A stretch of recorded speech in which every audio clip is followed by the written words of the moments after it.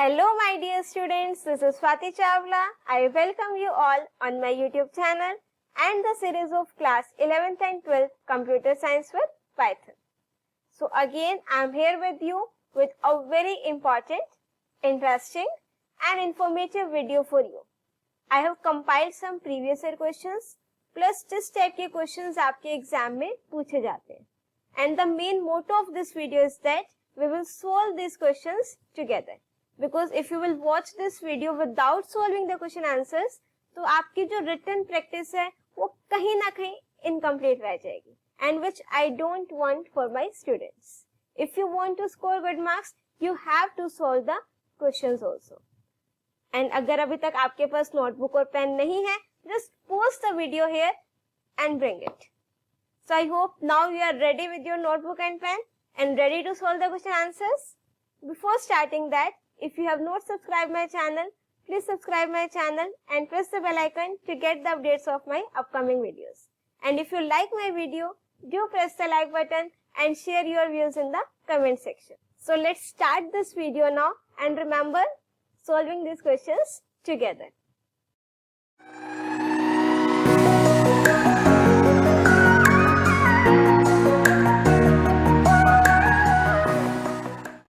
This is sample paper 3 which we are going to solve today for sample papers 1 and 2 and the sample paper which was issued by the CBSE. For that you can refer my playlist of sample papers. So let's start now with the very first question. Which of the following is not a valid variable name in Python? इस type का question आपका generally exam में आता है और जो आपका question आता है उसमें वैलिड और इनवैलिड वो किसी भी टाइप का पूछ सकते हैं. So इसमें क्या पूछा है बेटा, which of the following is not a valid variable name in Python? Before seeing these options, let me just tell you the rules that are valid for a variable names. अगर आपने ये सारे rules, if you will remember all these rules, तो आपका कोई भी question हो, you can easily solve that. Rules to declare a valid identifier. The first one is, देखो आइडेंटिफायर क्या होता है, name of any variable, name of functions.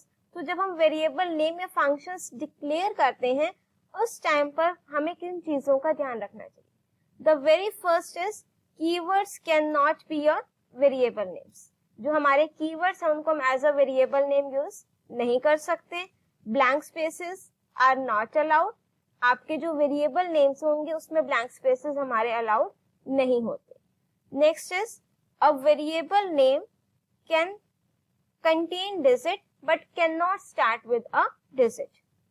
Let me just write it here. Can contain digit but cannot start with a digit. Suppose अगर मेरा कोई variable name है 1 2 3 and then computer science, so that is invalid variable name. But if it is computer science 1 2 3, so then that is valid variable name. That means a variable can contain digit but cannot start with a digit. Special characters not allowed except underscore. Only underscore is allowed in the variable names, and even my identifier can start with a underscore also and with the like underscore and alphabets. But digit से start नहीं होगा. Special characters plus, minus, multiply, divide all are not allowed. Only you can use underscore. ठीक है, these are the various rules. Plus suppose मैंने अगर लिखा true, this is also valid. Reason, जो हमारा true है, जो keyword है, that in this जो आपका true है वो किससे start होगा, capital T से. All the keywords in the Python are in lowercase letters except 3, true, false and none. So अब हम अपने क्वेश्चन पर आ जाते हैं. नेक्स्ट है देखो fifth radius underscore radius radius radius underscore. So which one is invalid? 5 radius, because it is starting with a digit and my identifier cannot start with a digit. Remaining all are valid and the invalid one is 5 radius. Next question is, which of the following is not a keyword in Python? Now see this, check, alif, while और try, इसमें से कौन सा keyword नहीं है? Check. Check आपने कहां पर सुना है बेटा? इन MySQL चेक कंस्ट्रेंट, तो ये आपका वहां पर यूज होगा, but in Python this is not your keyword, so the correct answer is check, option number 1, and remaining elif, while and try are your keywords. Next is name the Python library module which needs to be imported to invoke the following functions. इस type के जो questions है, again a very important type, जो आपके exam में आने ही आने हैं। और इस टाइप के क्वेश्चंस में तो या तो आपको वो कुछ फंक्शन के नेम्स दे देंगे and they will tell you to write the name of the library module, या आपको कुछ फंक्शंस दे देंगे, you have to write the one sentence explanation of that with example. So अगर हम इस क्वेश्चन की बात करें, so for randint we are having random module and for SQRT we are having math module. Now next question, find out the error in the following code. आपको ये 2 lines given है, 2 statements are given and you have to identify the error in this. Now see this, जब भी आपके error finding के questions होंगे, आपने statement by statement, word by word and even character by character उसको क्या करना है? चेक करना है। कई बार क्या होता है, कुछ मिस्टेक्स होती हैं, but because of your like जल्दी में काम करना है ना, कुछ मिस्टेक्स रह जाते हैं। सो आपने एरर फाइंडिंग क्वेश्चंस में एक चीज और ध्यान रखनी है, एरर्स को अंडरलाइन भी करना है, क्योंकि एग्जाम में जब क्वेश्चन आएगा तो उसमें क्वेश्चन इस टाइप से होता है, rewrite the following code after correcting the errors, underline the correction done by the user, or means underline each correction done by you। तो अगर आप उसमें अंडरलाइन नहीं करोगे तो वहां पर आपके मार्क्स कटने के चांसेस हैं। सो अगर हम इस स्ट्रिंग को देखें बेटा, S this is correct, valid identifier name. Let's learn Python. अब देखो लेट्स, ये आपका किस में लिखा हुआ है? सिंगल कोट में। और अगर मैं स्ट्रिंग की बात करूं, we can write a string within a single quote, double quote और ट्रिपल कोट। बट अगर मेरी स्ट्रिंग में कहीं पर सिंगल कोट है जो मुझे प्रिंट कराना है, तो उस टाइम पर हम स्ट्रिंग को सिंगल कोट्स में नहीं लिखते, तो वहां पर हम क्या कर देते हैं? Double quotes. और प्रिंट एस, प्रिंट का P, small print is my function. Let me show you this practically. Suppose here I am taking the string and I am writing it in single quote. Let's learn Python. So now it will show error because जो आपकी string है किसमें लिखी है मैंने? Single quote में लिख सकते हैं, बट अगर आपके string में ही कहीं पर सिंगल कोट यूज हो रहा है तो then we have to write the string in a double quotes. Enclose it in the double quotes. अब जब आप s को print कराओगे और if I am writing print s, तो then it will print the single quote also. Same with, let me just use triple quotes. अब देखो मैंने क्या यूज किया बेटा? ट्रिपल कोट्स, ठीक है। Print S, that means this is also valid. बस आपने अगर सिंगल कोट उसके अंदर है तो सिंगल कोट से स्ट्रिंग को स्टार्ट नहीं करना। सेम अगर आपके पास कोई स्ट्रिंग है जिसमें डबल कोट्स आ रहे हैं, सपोज मैंने यहाँ पर लिखा आई विल डू दिस, ये सिंगल कोट का ही हो गया, डबल कोट्स का लिखते हैं। सपोज जैसे मैंने रेंडमली कोई टेक्स्ट लिख दिया, double quotes and then this, और फिर मैंने इसको क्या कर दिया? क्लोज। ठीक है, अब मुझे ये चीज डबल कोट्स में लिखा हुआ है। अब अगर मुझे ये प्रिंट करानी है तो मुझे अपने स्ट्रिंग को किस में लिखना पड़ेगा बेटा? Single quotes. क्लियर हुआ ये concept? Now move on to the next question. Find the output of the following code. अभी आपको कोड गिवन है बेटा, you have to find the output of this. अब पहले हम कोड को समझेंगे ध्यान से, फिर इसको सॉल्व करेंगे स्टेप बाय स्टेप।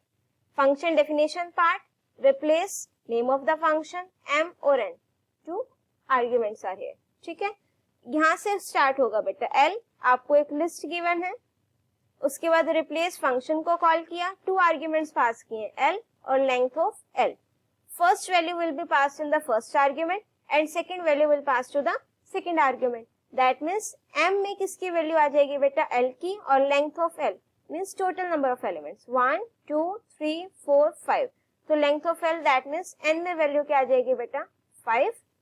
फिर इसको सॉल्व करेंगे। For I in range 5, that means I can take values from 0 to 4। If m of 0, अब देखो हमारे पास क्या दे रखा है, एक इफ एल्स पार्ट ये है और एक इफ पार्ट है। अब एलिफ नहीं गिवन जो आपका सेकंड वाला पार्ट है, मल्टीपल इफ स्टेटमेंट्स है। That means if first of all this condition will be check, if this condition is true, तो अब कंडीशन ट्रू है तो ये इफ पार्ट एग्जीक्यूट होगा, फिर दोबारा से ये कंडीशन चेक होगी। अगर ये कंडीशन ट्रू है तो then this statement will get executed. If this condition is false तो then this else part will get executed. And if this condition is false तो आपका कोई भी स्टेटमेंट एग्जीक्यूट नहीं होगी, बिकॉज इस इफ के करस्पॉन्डिंग आपका एल्स पार्ट नहीं है। अब आते हैं सेकेंड इफ पर, ये आपकी ऑलवेज एग्जीक्यूट होगी, मीन्स कंट्रोल यहाँ तक पहुंचेगा। If this condition is true then this statement will get executed. If this condition is false तो आपका कुछ भी एग्जीक्यूट नहीं होगा, रीजन बीइंग दैट इसके करस्पॉन्डिंग मुझे एल्स पार्ट गिवन नहीं है। Now let's solve this question.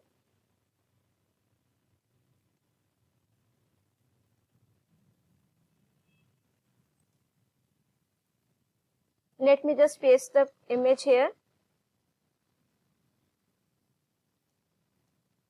Yes.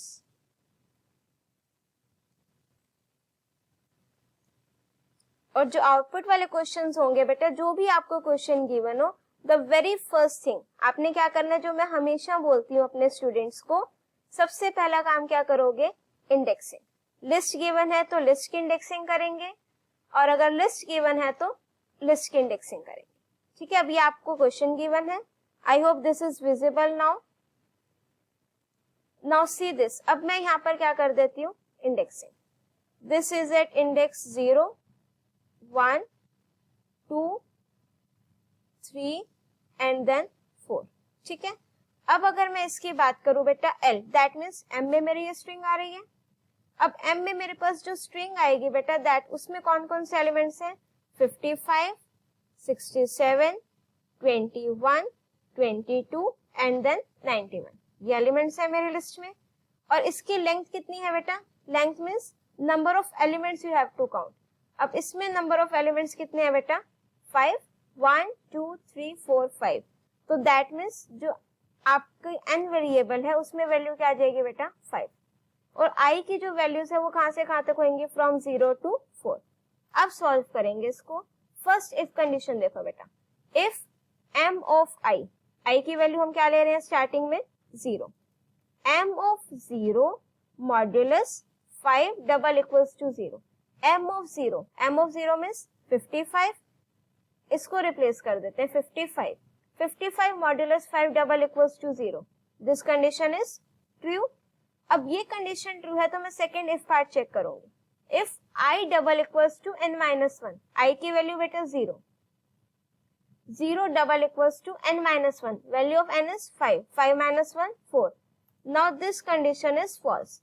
अब अगर ये इफ कंडीशन फॉल्स है तो मेरा एल्स पार्ट एग्जीक्यूट होगा, और एल्स पार्ट क्या कह रहा है बेटा, m of i, that means m of 0 equals to m of i plus 1, i की वैल्यू क्या है बेटा 0। अब एक चीज ध्यान से देखना बेटा, m of i equals to m of i plus 1 और m of i equals to m of i plus 1। इन दोनों में डिफरेंस है, क्या डिफरेंस है बेटा, सपोज मैं i की वैल्यू यहाँ पर 0 ले रही हूँ। ठीक है, i की वैल्यू क्या है 0, m of 0 that means 55 plus 1 56, अगर ये स्टेटमेंट गिवन होती तो m of i plus 1 that means m, i की वैल्यू बेटा 0 प्लस 1, 0 प्लस 1 1, तो m ऑफ 1 पर चेक करोगे मेरे पास कौन सी वैल्यू है, दैट मीन्स 67। क्लियर हुआ ये कंसेप्ट। अब आपको क्वेश्चन में क्या गिवन है, m of i plus 1 that means m of 0 equals to m of 0 plus 1 that means 1, m of 0 पर क्या आ जाएगा जो m ऑफ 1 पर है, दैट मीन्स 67। तो अब मेरे पास जो फर्स्ट वैल्यू आई है बेटा दैट इज 67। क्लियर हुआ। उसके बाद नेक्स्ट आइटरेशन देखो, सो m ऑफ 1 पर आपकी क्या वैल्यू आई है बेटा, सॉरी m ऑफ 0 पर 67। अब ये नेक्स्ट इफ वाला पार्ट चेक करेंगे बेटा, if m of I, that means I की वैल्यू क्या है बेटा 0, m of 0 that means 67, modulus 3 equals to 0. Now this condition is false. अब फॉल्स है तो इस इफ का एल्स पार्ट नहीं है, दैट मीन्स आपका ये इफ स्टेटमेंट एग्जीक्यूट नहीं होगी. Now next the value of I will be 1. ठीक है, I की वैल्यू 0 से 4 है. अब हम I की वैल्यू 1 के लिए सॉल्व करेंगे. Let me just erase this. अब फर्स्ट इफ कंडीशन चेक करोगे बेटा, this if m of 1 that means 67. Let me just write it here. 67 modulus 5 double equals to 0. Now this condition is true or false beta? Condition is false. अब अगर condition false है तो ये वाला जो आपका if else part है ये execute नहीं होगा. ठीक है, क्योंकि ये तो तब execute होगा अगर condition true होगी. अब condition false है, इस f के साथ else part भी नहीं है. अब हम नेक्स्ट इफ स्टेटमेंट चेक करेंगे. If m of 1 that means 67 modulus 3 double equals to 0, कि अगर मैं 67 को डिवाइड कर दूं 3 से तो क्या मेरा रिमाइंडर 0 आएगा बेटा? तो that means this condition will be true और false. My condition is false, that means ये पार्ट भी एग्जीक्यूट नहीं होगा. तो आपकी जो m1 है इसमें कोई वैल्यू नहीं चेंज हुई, तो दैट मीन्स क्या आ गया वहां पर 67, पुराने वाली वैल्यू रहेगी. नेक्स्ट है बेटा I इक्वल्स टू 2. अब वैल्यू सब्स्टिट्यूट करो. I of 2 that means m of 2. m of 2 means 21. Let me substitute it here. 21 modulus 5 double equals to 0. If I will divide 21 with 5, क्या मेरा रिमाइंडर 0 आएगा? No, that means my condition is false. अब same process, condition false है, if वाली condition false है तो मेरा ये इफ एल्स पार्ट एग्जीक्यूट नहीं होगा. अब ये चेक करेंगे. इफ m ऑफ I, ध्यान रखना यहाँ पर एलिफ नहीं है, सिंपल इफ स्टेटमेंट है. ठीक है, तो if m of I that means m of 2 यानी कि 21 modulus 3 double equals to 0, that means अगर मैं 21 को डिवाइड कर दूं 3 से तो मेरा रिमाइंडर 0 आएगा. दैट मीन्स कंडीशन ट्रू है. अब कंडीशन ट्रू होने पर इफ पार्ट एग्जीक्यूट होगा. अब वैल्यू सब्स्टिट्यूट कर दो. m of I equals to m of I minus 1. m of I, value of I is बेटा 2 equals to m of I minus 1, that means 2 minus 1 and 2 minus 1 is 1. तो m of 2 पर कौन सी value आएगी? जो m of 1 पर है. अब m of 1 पर कौन सी वैल्यू है बेटा? 67. ठीक है, यहाँ पर हम लिख देंगे 67. अब एक चीज देखो, जो m ऑफ 1 की वैल्यू है मेरे पास वो पहले भी 67 थी और अब भी 67 थी चेंज होने के बाद. इन केस लेट सपोज यहाँ पर वैल्यू चेंज हो जाती तो हम जो m1 की वैल्यू यहाँ सब्स्टिट्यूट कर रहे हैं वो ये वाली नहीं सब्स्टिट्यूट कर रहे, वो हम ये वाली वैल्यू सब्स्टिट्यूट कर रहे हैं. ठीक है, लिस्ट हमारी म्यूटेबल डेटा टाइप है, हम जो भी चेंजेस करेंगे वो ओरिजिनल लिस्ट में चेंज हो रहे हैं. ये म्यूटेबिलिटी वाला कॉन्सेप्ट यूज होगा बेटा. ठीक है, तो आपका जो 67 हमने लिखा है वो ये वाला 67 नहीं है, जो हमने अपडेटेड वैल्यू लिखी है ये वो वाला 67 है. क्लियर हुआ? नेक्स्ट बेटा I की वैल्यू क्या लेंगे अब हम? 3. 4 तक चलना है ना. अब इसको थोड़ा डायरेक्ट कर लेते हैं. Value of I 3, m of 3 क्या है बेटा? 22. 22 मॉड्यूलस 5, 0 कंडीशन फॉल्स और 3 से भी नहीं होगा, दैट मीन्स वैल्यू चेंज नहीं होगी, एज इट इज रहेगा 22. नेक्स्ट है 91. ये कंडीशन भी फॉल्स होगी इफ वाली, सेकंड भी फॉल्स होगी, तो दैट मीन्स ये आपका चेंज नहीं होगा. ये वैल्यूज आ गई बेटा m में. अब कंसेप्ट यूज करो, list is your mutable data type, तो दैट मीन्स जो भी मैं यहाँ पर वैल्यू सब लिस्ट पास की है फंक्शन को, अब जो भी चेंजेस होंगे वो ओरिजिनल लिस्ट में हो गए. ठीक है, अब for I in L, L अब मेरे पास ये ना हो करके क्या है? ये है. ठीक है, for I in L means 1 1 element pick करेंगे और क्या प्रिंट करानी है बेटा? I की वैल्यूज और साथ में hash, that means 67 hash 67 hash 67 hash 22 hash 91 hash. This will be your final answer of this question. I hope आपको ये concept clear हो गया होगा. ठीक है, Now let's move on to the next question. The answer of this question is 67 hash 67 hash 22 hash 91 hash. Now next question based on the random module. What possible outputs are expected to be displayed on screen at the time of execution of the program? अब आपको ये programme given है बेटा, ठीक है. Import random left front right और back, ये आपको वैल्यूज गिवन है, ठीक है. अब ध्यान से देखो,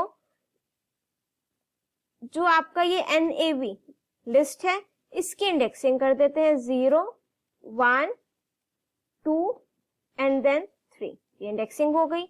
अब जो नम वाला वेरिएबल है, num equals to random dot randint 1,3, तो num वेरिएबल में कौन सी वैल्यूज आएंगे बेटा? 1 2 3. randint function will generate integer values randomly and it will include the upper limit as well as the lower limit. So 1 2 और 3. NAVG ये आपकी एक empty string है. For C in range, अब C की वैल्यूज देखो.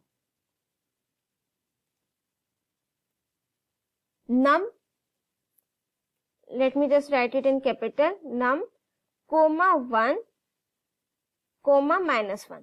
अब num क्या है बेटा? Starting value 1, ending value and -1 is your step value, ठीक है. अब जब स्टेप, जो मेरा रेंज फंक्शन है वो एक कम तक चलता है, ठीक है. अगर 5, अगर मैं सिंपल लिख दूं फॉर i इन रेंज 5, तो मेरा कहां तक चलेगा? वो 4 तक चलेगा, from 0 to 4. By default step value कितनी होती है बेटा? 1. इन केस स्टेप वैल्यू क्या है? नेगेटिव में है, तो वो आपका एक ज्यादा तक चलेगा. माइनस में ये होता है. अब स्टेप वैल्यू क्या है बेटा मेरे पास? -1, तो मेरा लूप कहां तक चलेगा? 1 से एक एक्स्ट्रा, दैट मीन्स 2 तक चलेगा, ठीक है. अब ध्यान से देखना बेटा, अगर मेरी नम की वैल्यू क्या है? सॉरी 0 तो है नहीं, 1 से स्टार्ट करें. अब एक चीज देखो, ये लूप मेरा माइनस में जा रहा है, दैट मीन्स मेरी वैल्यूज रिवर्स प्रिंट होंगी. अब द मोस्ट इंपॉर्टेंट टिप और you can say trick to solve the random based questions, आपको 4 ऑप्शंस गिवन होंगे. आपको जो इनकरेक्ट ऑप्शन है उसको एलिमिनेट करना है. अगर मैं फर्स्ट ऑप्शन देखूं, बैक राइट रिवर्स में जा रहा है, we can consider this as an option. Back right front, back right front, उसके बाद simple back, left front right. Left front right आपका 0 1 2, दैट मीन्स ये ऑप्शन तो मेरा हो ही नहीं सकता. क्यों? क्योंकि मेरा लूप रिवर्स चल रहा है, वैल्यूज रिवर्स प्रिंट होंगी, ठीक है. तो लेफ्ट फ्रंट राइट आपकी फॉरवर्ड डायरेक्शन में, तो ये तो आपका इनकरेक्ट ऑप्शन हो गया. अब नम की वैल्यूज से स्टार्ट हो रहा है लूप, दैट मीन्स नम की वैल्यूज क्या है? 1 2 और 3. दैट मीन्स मेरा जो आंसर है वो फ्रंट राइट और बैक, जो इस इंडेक्स पर वैल्यूज हैं. अब जब मैं नम की वैल्यू 1 रखूंगी एंड वो 2 पर हो रहा है और स्टेप वैल्यू -1 है, इस केस में मुझे कोई भी आउटपुट नहीं मिलेगा. अगर नम की वैल्यू 2 है एंड वो किस पर हो रहा है? 1 पर, दैट मीन्स वो 2 तक चलेगा, तो एक वैल्यू के लिए चलेगा. दैट मीन्स 2 पर कौन सी वैल्यू है? राइट. या तो सिर्फ आंसर में क्या गिवन हो? राइट, तो वो करेक्ट होगा. नेक्स्ट, नम की वैल्यू क्या है बेटा? 3. अगर मैं नम की वैल्यू 3 ले रही हूँ 1, दैट मीन्स वो 2 तक चलेगा. 3 और 2 इंडेक्स पर कौन सी वैल्यूज हैं? बैक और right, that means this first option. Back right front, 1 तक तो वो आएगा ही नहीं क्योंकि मेरा लूप कहां तक चल रहा है? 2 इंडेक्स तक, ठीक है. ध्यान से समझने की कोशिश करो इस कंसेप्ट को. अगर मेरी एंडिंग वैल्यू क्या है? 1 और स्टेप वैल्यू -1 दे रखी है, तो मेरा लूप एक ज्यादा तक चलेगा, तो दैट मीन्स 2 तक चलेगा वो, बैक और राइट. फर्स्ट देखो क्या दे, सेकंड ऑप्शन बैक राइट और फ्रंट, फ्रंट वाले इंडेक्स तक तो मेरा वो पहुंचेगा ही नहीं, ठीक है. और थर्ड ऑप्शन क्या दे रखा है? बैक, बट 3 से स्टार्ट होकर 3 पर स्टॉप हो रहा है, दैट इज ऑल्सो इनकरेक्ट. अगर सिर्फ राइट ऑप्शन गिवन होता दिस इंडेक्स की वैल्यू, तो वो भी करेक्ट होता. या फिर अगर मैं नम की वैल्यू 1 ले लूं तो उस टाइम पर मेरा कोई भी आउटपुट नहीं होगा. So according to this question, जो आपका करेक्ट ऑप्शन है बेटा, that will be option 1, back right. Now next question, find the output of the following for i in range 2, 6, 2. अब जो मेरे पास i की वैल्यूज है बेटा, वो क्या क्या होंगी? i इक्वल्स टू 2, पहले तो 2 का गैप दे देते हैं, 2 देन 4 देन 6 देन 8, सॉरी 6 तक. अब क्या 6 वैल्यू मेरी इंक्लूड होगी? नहीं. रेंज फंक्शन में जो स्टॉप वैल्यू वो कम तक चलती है, दैट मीन्स 2 और 4. अब i में फर्स्ट टाइम वैल्यू क्या आएगी बेटा? 2, और प्रिंट क्या कराना है 2 इंटू डॉलर। क्या आंसर आएगा बेटा इसका? स्ट्रिंग को जब हम इंटीजर से मल्टीप्लाई कर रहे हैं दैट मीन्स वो स्ट्रिंग मेरी उतने टाइम्स रिपीट होएगी, डॉलर डॉलर 2 टाइम्स रिपीट हो जाएगा। नेक्स्ट टाइम बेटा आई की वैल्यू 4 into dollar and then dollar. अब ये 4 टाइम्स आपका क्या प्रिंट हो जाएगा? डॉलर। ठीक है, तो करेक्ट आंसर क्या होगा? डॉलर प्रिंट कराना है आपने 2 times and then 4 times. Now next question is distinguish between where and having clause. अब ये कंसेप्ट कहाँ यूज होता है? पाइथन का तो नहीं है, ये आपका कहाँ यूज होता है बेटा? MySQL में। Now see this difference. Where clause हम जनरली कब यूज करते हैं? अगर मुझे रोज पर कंडीशन अप्लाई करनी हो, सिंगल रो कह सकते हैं। हैविंग क्लोज अगर मैंने अपने रोज को ग्रुप कर दिया, उसके बाद अगर मुझे कोई कंडीशन अप्लाई करनी हो, that we can do with the help of having clause. Now see the difference. The where clause specifies the criteria in which individual records must need to be selected by a query. Means जो मेरे पास individual rows है उसके हर एक के लिए हम क्या करेंगे? उस कंडीशन को चेक करेंगे। और जो आपका हैविंग क्लोज है, जब तक हम ग्रुप बाय नहीं लगाएंगे आपका हैविंग क्लोज एग्जीक्यूट नहीं होगा। इसके कॉम्बिनेशन में यूज होता है। ग्रुप बाय के थ्रू हमने ग्रुपिंग कर दी, उसके बाद मुझे कंडीशन लगानी है, वो हम किस पर लगाते हैं? हैविंग क्लोज के थ्रू। फॉर एग्जाम्पल आपके 12th क्लास में जो स्टूडेंट्स होते हैं वो स्ट्रीम वाइज डिवाइड है। मेरे पास पूरी क्लास 12th का डेटा है। अगर मैं आपको बोलूं कि I want to display the records of only those students who secured marks greater than 50, अब मुझे यहाँ पर जो रोज है उसको ग्रुप करने की जरूरत नहीं है कि जिसके मार्क्स है 50 से अबव जिसके हैं, मुझे उनका रिकॉर्ड चाहिए। तो select star from table name where marks greater than 50। But अगर मैं बोल दूं कि जिसमें स्ट्रीम वाइज मुझे ग्रुपिंग करनी है, तो what syntax you will write? Select. Suppose मुझे काउंट करना है कि नंबर ऑफ मींस हर एक स्ट्रीम में स्टूडेंट्स कितने हैं। Let me just right it here कि अगर मुझे स्ट्रीम वाइज ग्रुपिंग करनी है कि हर एक स्ट्रीम में कितने स्टूडेंट्स हैं, तो what I will write? Select stream count star from table name group by. किसकी ग्रुपिंग करनी है बेटा? स्ट्रीम। अब सपोज ह्यूमैनिटीज में 18 है, मेडिकल में 25, नॉन मेडिकल में 62 एंड कॉमर्स में let's suppose 55। Just a random data, ये रिकॉर्ड्स हैं। अब मैंने बोला कि मुझे उन स्ट्रीम का डेटा चाहिए जिसमें total number of students 50 above है। दैट मीन्स ग्रुपिंग कर दी स्ट्रीम के थ्रू। अब मुझे कंडीशन अप्लाई करनी है, that means group by stream having count star means जो टोटल नंबर ऑफ स्टूडेंट्स है ग्रेटर देन 50, ये कंडीशन लगेगी।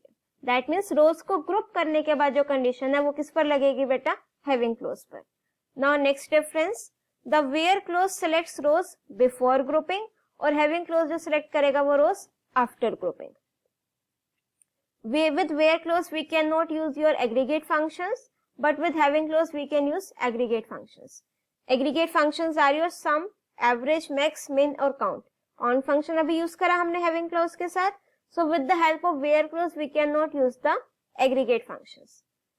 Where clause is used to impose condition on select statement as well as single row function and is used before group by. इसका proper order होता है और having close को हम कैसे यूज करेंगे? After group by. This is the syntax given. Select column average your aggregate function, column name from table name where column is greater than value और group by कर दिया। ये मीन्स अगर मुझे कंडीशन भी लगानी है, ग्रुपिंग भी करनी है, उसका सिंटेक्स क्या रहता है? पहले वेयर फिर group by. And in here group having clause select column names, यहाँ पर हमने कंडीशन लगा दी having after group by. Now next question is consider the following table employee. Now see this question, it is based on the chapter MySQL. Consider the following table employee. Column names are employee ID, employee name, salary and date of joining. ये आपको data given है. Based upon this data you have to solve some questions. The first question is identify the attribute best suitable to be declared as a primary key. Now what is primary key? Which identifies a row in a table uniquely. जो जिसकी value हर एक column के लिए क्या होगी? Means हर एक रो के लिए क्या होगी? यूनिक। अगर हम आपके स्कूल की बात करें तो admission number that will be unique for everyone. Registration number, तो आपकी क्या होती है प्राइमरी की। जो कॉलम नेम्स है employ name, date of joining, salary, in this two employees can have the same name, salary they can have same, date of joining can be same. So the correct answer is employee ID. This is best suitable to be declared as the primary key, as this value must be unique for every row. Now next question, write the degree and cardinality of the table employee. अब degree और cardinality find out करने के लिए आपको उसका meaning भी पता होना चाहिए। डिग्री में क्या काउंट करते हैं बेटा, total number of columns, and cardinality means total number of rows. So if we will count the total number of, for degree we have to count total number of columns, 1 2 3 4.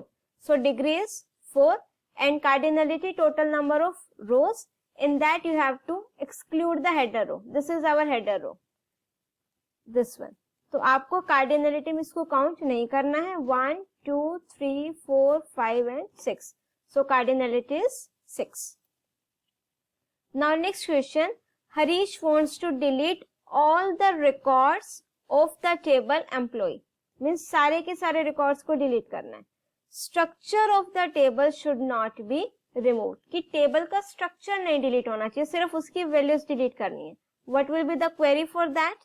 Delete from and the table name is given as employee. This command will delete all the values of the table, but जो table का structure है वो delete नहीं होगा, that will remain as it is. Now next, write a query to increase the salary of all employees by 5000। अब कहीं condition नहीं given है, all employees, that means where condition नहीं लगेगी। इंक्रीज करनी है salary, that means value change होंगी, and to change the values which command is use, update command. So the correct syntax will be update table name set salary equals to salary plus 5000। कितने का increment करना है बेटा, 5000, और column name you have to check it from here. तो salary equals to salary plus 5000। Now next question, Harish wants to see the structure of a table employee, help him to do the same. To see the structure of a table which command is used, describe. So the correct syntax is DESC or describe, both are correct. And then you have to write the name of the table. Now this is based on the Python. Evaluate the following expression. अब इसके लिए आपको सबसे पहले क्या पता होनी चाहिए बेटा, प्रेसिडेंस, और जो प्रेसिडेंस है वो आपकी एक्सपोनेंट ऑपरेटर की सबसे हाईएस्ट होती है। These type of questions you have to solve step by step, direct answer इनका नहीं लिखना है। तो सबसे पहले क्या सॉल्व करेंगे बेटा, ये exponent, that means 10 raised to the power 2.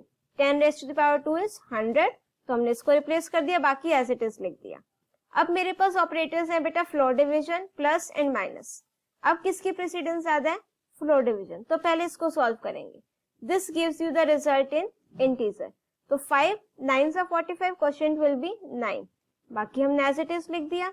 अब 9 प्लस 100 109, माइनस 25 प्लस 12, फिर 109 minus 25 84 plus 12, so the correct answer is 96. जिन ऑपरेटर्स की प्रेसिडेंस सेम है, like plus and minus, multiply, divide, floor division, modulus, these operators are to be solved from left to right. और सिर्फ एक operator है जिसकी associativity right to left है, that is exponentiation operator. Now next question is 34 is greater than 56 or 90 is greater than 60 and not 21 greater than 10. अब अगर मैं logical और रिलेशनल ऑपरेटर्स की बात करूं तो प्रेसिडेंस किसकी ज्यादा है बेटा, रिलेशनल ऑपरेटर्स की।